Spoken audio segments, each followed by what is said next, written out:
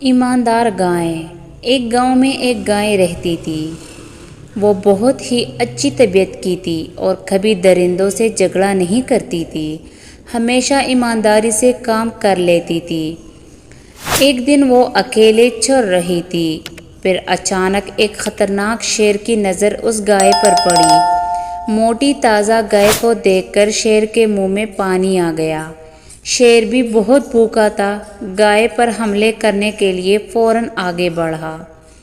شیر کی پنجے کو قریب ہوتے دیکھ کر گائے نے شیر سے کہا، بادشاہ سلامت، تھوڑی دیر انتظار کرو اور جو کچھ میں کہتا ہوں اسے سکون اور تحمل سے سنو۔ میرے پاس گھر کے قریب ایک چھوٹا بچڑا ہے، اسے پیدا ہوئے 2 ہفتے بھی نہیں گزرے تھے۔ وہ گھاس کو بھی نہیں جانتا، وہ بہت معصوم ہے۔ میں جب بھی چارہ لینے باہر جاتا ہوں، وہ بے تابی سے میری واپسی کا انتظار کرتا ہے۔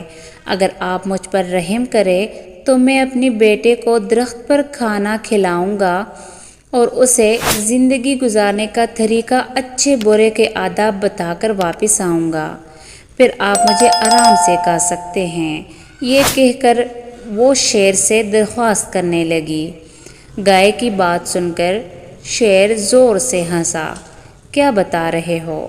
وہ بچڑے کو دودھ پلا کر گھر واپس آ جائے گی؟ تم کیا سمجھتے ہو میں جنگل میں رہتا ہوں؟ میرے ذہن میں بالکل بھی بیوقوفی نہیں ہے۔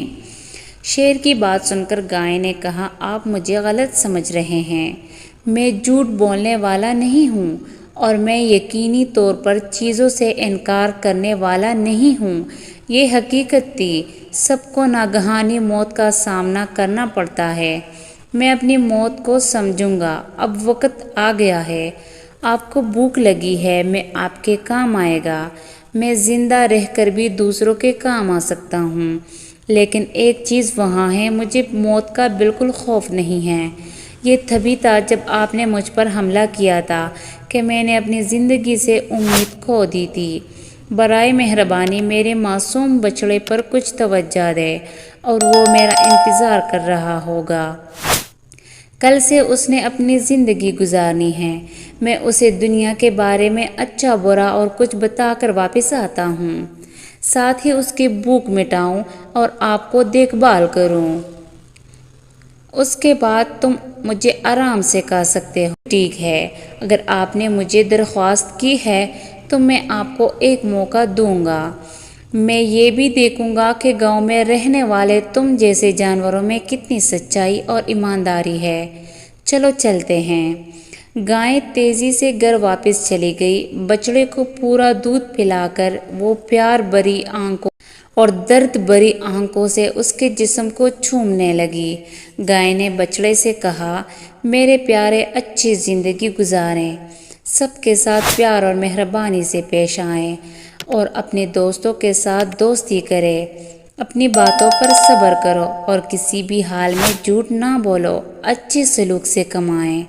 یہ سب مشورہ دینے کے بعد جنگل کے حسن دل میں پتھر رکھ کر آگے بڑھنے لگا۔ شیر بے صبری سے گائے کا انتظار کر رہا تھا۔ گائے کو واپس اپنی طرف آتے دیکھ کر شیر حیران ہوا۔ واہ بہترین، یہ گائے بہت ایماندار ہے، وعدے کے مطابق وہ میری بھوک مٹانے واپس آ گئی۔ اپنی جان کی پرواہ کیے بغیر سودا مکمل کرنے والی یہ گائے بہت غریب ہے۔ اگر میں اتنی ایماندار گائے کو ماروں گا۔ سہام نے سوچنے لگا۔ شیر نے قریب آتے ہی کہا، میں اپنے دل کی طرح ایماندار ہوں۔ تم نے وعدہ نبھانے کے لیے اپنی جان کی پرواہ نہیں کی اور میری بھوک مٹانے کے لیے واپس آ گئی۔ اگر میں تمہاری قتل کر دوں تو میں یقیناً بڑا مجرم بن جاؤں گا۔ مجھے تم پر شک تھا، مجھے معاف کر دو۔